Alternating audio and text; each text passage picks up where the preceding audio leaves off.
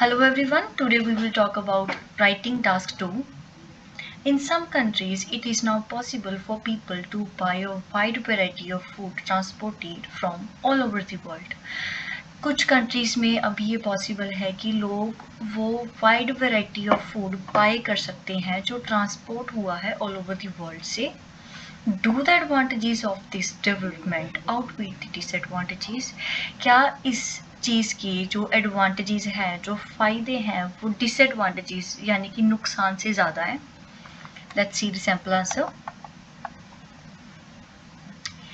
With the growing population, the demand for food is also going up day by day. Population is increasing day by day, so as we all know, demand है जो food की वो भी day by day increase हो रही है. Therefore, trading among different countries has developed significantly. तो इसी के कारण जो फूड की ट्रेडिंग है डिफरेंट कंट्रीज में वो भी डेवलप्ड हो रही है इसके साथ साथ. It is easier for people in one country to buy food from other areas. And अभी लोगों के लिए बहुत ही ज़्यादा ईजी हो चुका है कि वो फूड बाय कर सकते हैं जो कि अदर एरिया से है या अदर कंट्री से है.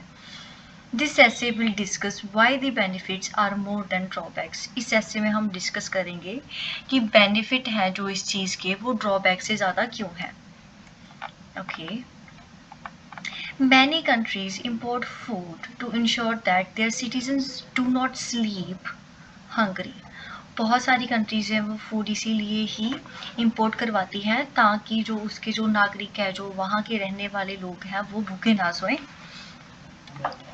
दे are dependent on import because of several reasons. वो इम्पोर्ट पे फूड इम्पोर्ट पे डिपेंड करते हैं. इसके पीछे काफ़ी सारे रीजन्स हैं including poorly developed infrastructure. First reason little arable soil कि उनके पास जो कल्टीवेशन के लिए सॉइल है वो बहुत ज़्यादा कम है.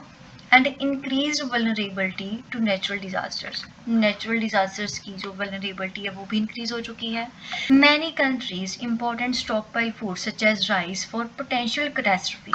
बहुत सारी कंट्रीज हैं वो फूड इसीलिए इंपोर्ट करती हैं सच एज राइस कि वो स्टॉक रख सकें उन चीज़ों का. There are range of advantages of buying food from all over the world. So इसी के साथ हम ये कहेंगे कि इसके बहुत सारे advantages हैं, फ़ायदे हैं, benefits हैं जब हम किसी मतलब all over the world से या किसी और country से food buy करते हैं. Local residents have countless opportunities to choose what they want to buy. जो local residents होते हैं उनके पास अनगिनत opportunities होती हैं कि वो choose कर सकते हैं जो चीज़ वो लेना चाहते हैं, जो चीज़ वो बाय करना चाहते हैं. They can shop around and purchase the things they need at the cheapest price. वो शॉप कर सकते हैं अराउंड ऑल ओवर राइट जो मार्केट में अवेलेबल है. परचेज कर सकते हैं वो चीज़ें जो उनकी ज़रूरत की हैं और मार्केट में सबसे लोअर यानी कि चीपेस्ट प्राइस पे अवेलेबल है. So this development has positive influence on both export और import countries. So जो ये डेवलपमेंट है वो दोनों ही साइड के लिए पॉजिटिव इम्पैक्ट डालती है. दोनों ही साइड्स पे जो कंट्रीज एक्सपोर्ट कर रही हैं उन पे भी और जो कंट्रीज इंपोर्ट कर रही हैं उन पे भी. On the other side now हम बात करेंगे दूसरी साइड की जो डिसएडवांटेजेस होते हैं उसकी. Importing food from abroad has bring some adverse effect.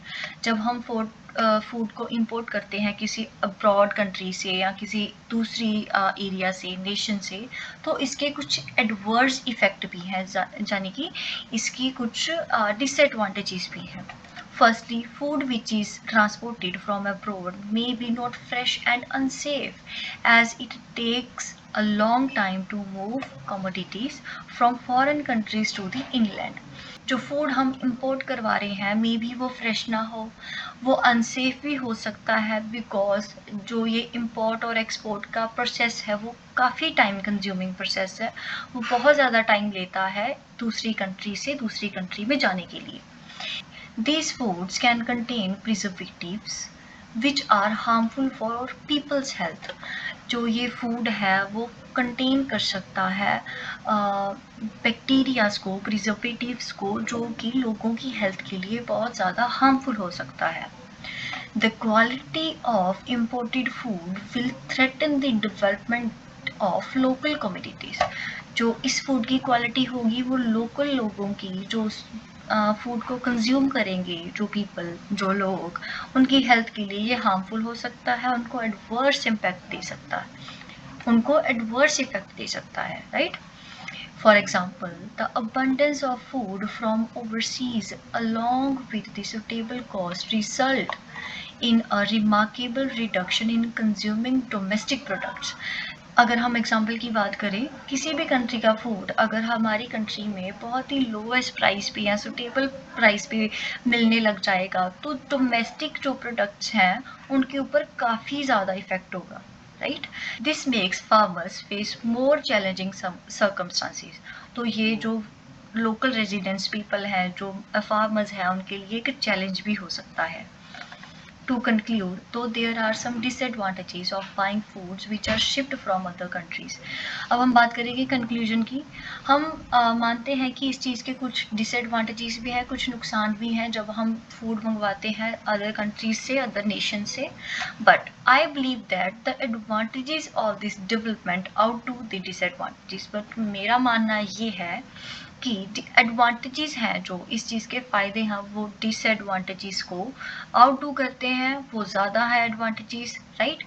Specially in countries where the area of agriculture land is narrowed. Specially उन कंट्रीज़ के लिए ये बेनिफिशियल है, एडवांटेजेबल है जिन कंट्रीज़ में एग्रीकल्चर लैंड या एग्रीकल्चर एरिया बहुत ही ज़्यादा कम है। So this is our essay. Thanks for watching. Thank you so much.